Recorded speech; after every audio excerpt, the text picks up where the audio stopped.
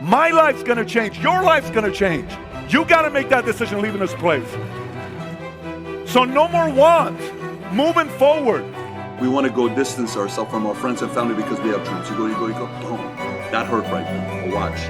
Many of you, you have not only one, you have not only two.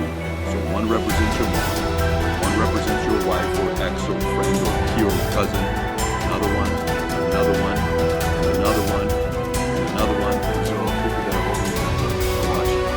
Watch your heart. One of the scariest things about life is a question. The scary question can shake a soul up because no one's asked that question. So for me, the transition for somebody to want to change it and get clarity is actually asking questions. This hand represents you. This hand represents your friends and family. This is you saying, I want to go do something big with you. You go, but your friends are like, wait, come back down here. What are you doing? Come back. No, Mom, Dad, I'm so sick and tired of being broke. Son, come back down here. We're not special, just regular. You think you're going to be a millionaire one day? And you keep going. Eventually, when you try to go, the tension gets hard. It's so difficult to break away because if you do, it's going to snap. So this is you and I. We want to go distance ourselves from our friends and family because we have dreams. You go, boom. That hurt right there. But watch. Many of you, you have not only one, you have not only two. So one represents your mom, one represents your wife or ex or friend or peer or cousin, another one, and another one, and another one, and another one. These are all people that are holding you back. Now watch how hard this is. I want to go. You can't, right? It's a very strong power that they have on you and they hold you back. But if one by one, you show that you want to go out there and win big, eventually they're going to realize how serious you are. Here's the difference between will and want. Go to you. How many adults use the following sentence? I want to have a big house. No one cares. I want to be rich so I can retire my parents. Weak word. I want to be pampered for the rest of my life. No one cares. I want a nice car. Who cares? I want to have a house in the corner lot. Want has zero weight behind it. Starts with the same letter, same amount of words, 4 letters, same amount of letters, 4. One has power, the other has no power. 2001 would make me how old? 22 years old. I'm broke. You have no idea how broke I am. The camera goes on me, and here's what this crazy 21, 22-year-old kid says, if you can play this video. Mark my words, by the time this year is over, next year is coming, we'll get at least 6 figure or more, and anybody that comes from my team will get close to 6 figures or more. 22 years old, I said that, right? Do you know when I walked away, what happened after I said that? I lost everything. That's what's crazy. I'm sitting there, I'm going through all this stuff. My friends invite me to this club in Burbank, and my friend Armin, he comes up to me. He says, hey, where's the 6 figures? Where's the millions, Pat? All the friends are looking at me. It's a joke. There's the dreamer. Where's the millions, Pat? Where's the millions, Pat? That's why you're afraid to say, I'm here.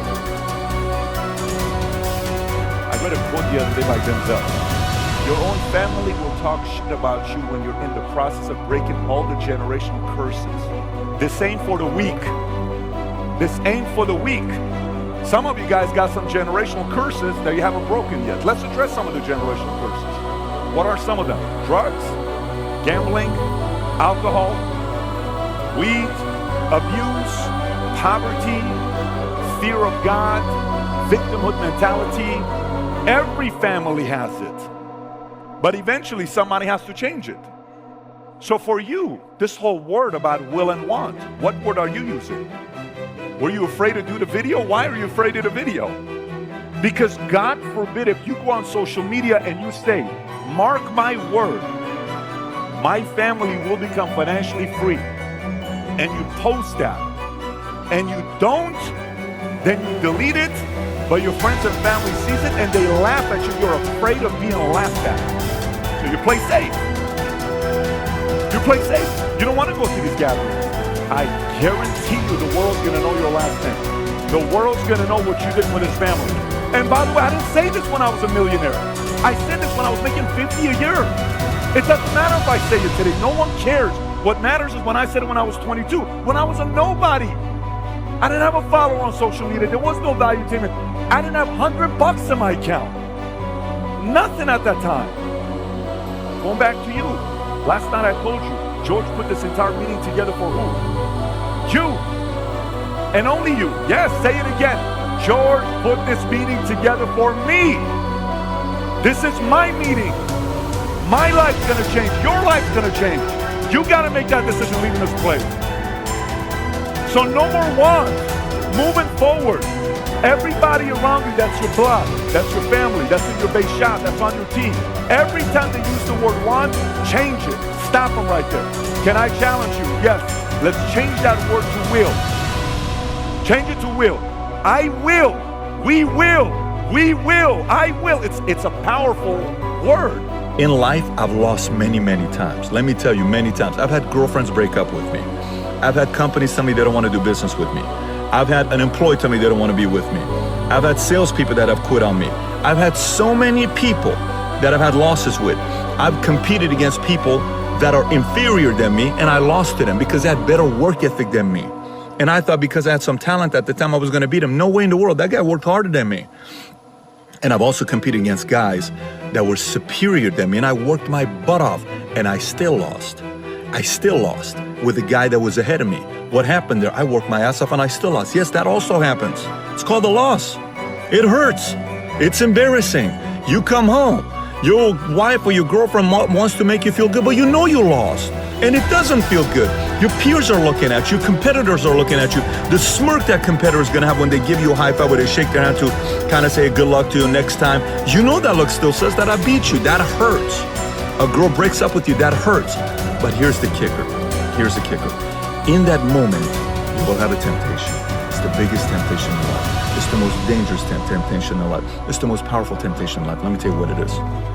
In that moment, you will have the choice of either blaming something on the outside or taking full responsibility. That temptation is so subtle, no one knows it. No one knows it.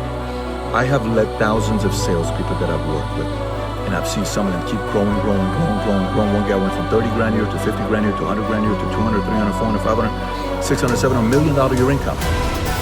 Well, they had a lot of drama. Fast, in 3 years. What happened to them? They never blamed. They always took responsibility. They never blamed. And I've had people that are 10 times more talented. Every 6 months, they have some kind of a subtle style. You know why? Because they blame the different circumstances. Well, because of this, because it's this person's fault, that person's fault, this person's fault. Look, in life, it's going to be very easy for you to blame everybody. Very easy for you to blame everybody. But one day you'll sit down and people will say, how come you didn't make it bigger in life? You were very talented. What happened there? You can make up any BS and sell them, because typically people who are good at blaming other people are great salespeople. You can blame everybody else, but there's one person that's going to know that you didn't take responsibility, and that's you. That's a tough one to live with. One of the scariest things about life is a question. The scary question can shake a soul up because no one's asked that question for you.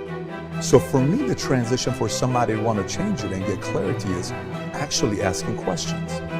If you don't ask the questions of what you want to do next, the world is going to put you in the box on what you have to do next, because they're determining who you need to be. And you are rising up to their expectations because you're not asking the questions yourself. So clarity to me stems from you being able to sit down and ask those tough questions that piss you off, that irritate you, that make you emotional, that you cry over, that you reflect, that makes you want to do research, that makes you follow up, that makes you sit down and say, I don't really know.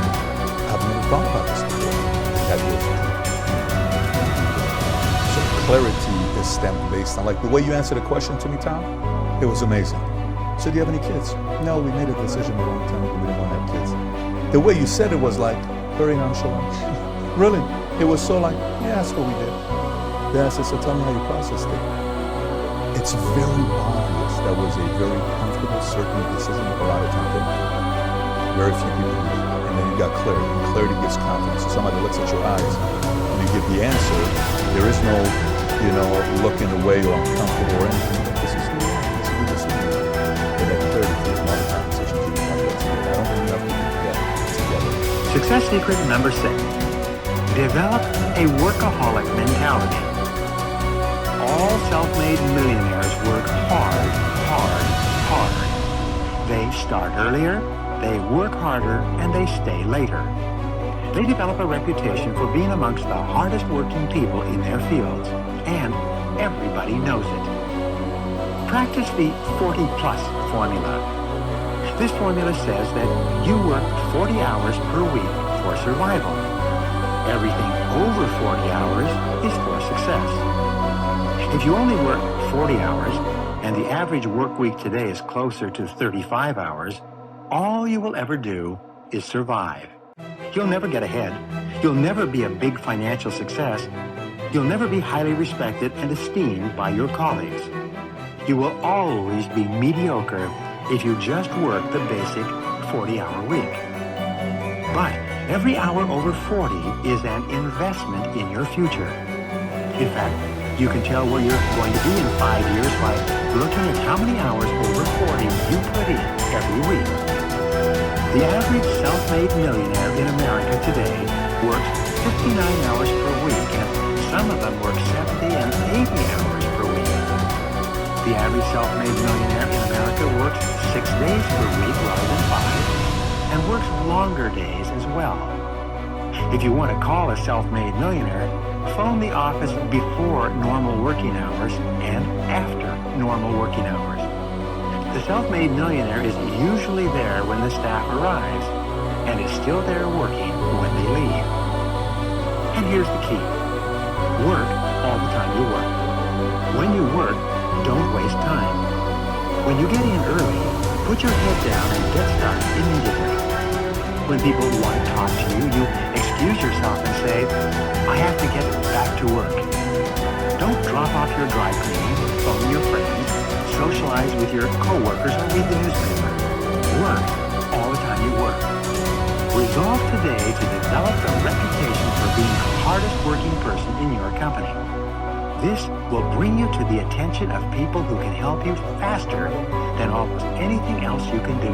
It's so easy to go and look at what other people do badly. But one of the leadership characteristics of vision that he showed me, and I'll never forget it, is look for the good in what other people are doing and apply it. It doesn't take a genius IQ or 20 years of experience to find the possibility in every situation. All it takes is the right attitude, and anybody can cultivate that. Dream one size bigger. One of the best ways to cultivate a possibility mindset is to prompt yourself to dream one size bigger than you normally do. Let's face it, most people dream too small. They don't think big enough. Henry Curtis advises, make your plans as fantastic as you like, because 25 years from now, they will seem mediocre. Make your plans 10 times as great as you first planned, and 25 years from now, you will wonder why you did not make them 50 times as great. If you push yourself to dream more expansively, to imagine your organization one size bigger, to make your goals at least a step beyond what makes you comfortable, you will be forced to grow. And it will set you up to believe in greater possibilities. Question the status quo. Most people want their lives to keep improving, yet they value peace and stability at the same time. People often forget that you can't improve and still stay the same. Growth means change. Change requires challenging the status quo. If you want greater possibilities, you can't settle for what you have now. When you become a possibility thinker, you will face many people who will want you to give up your dreams and embrace the status quo. Achievers refuse to accept the status quo. As you begin to explore greater possibilities for yourself, your organization, or your family, and others challenge you for it, take comfort in knowing that right now as you read this, other possibility thinkers across the country and around the world are thinking about curing cancer, developing new energy sources, feeding hungry people, and improving quality of life. They are challenging the status quo against the odds, and you should too.